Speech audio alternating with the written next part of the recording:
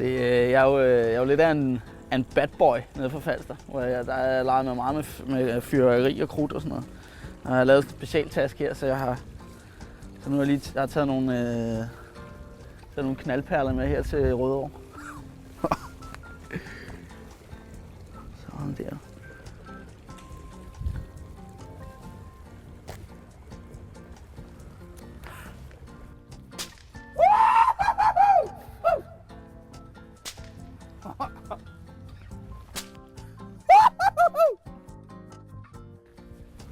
Jeg tror sgu ikke, der er nogen... Fedt, mand. Knaldperler. Nej, lad være for fanden, Sten. Nej, det er pisse farligt, Sten. Hold nu op.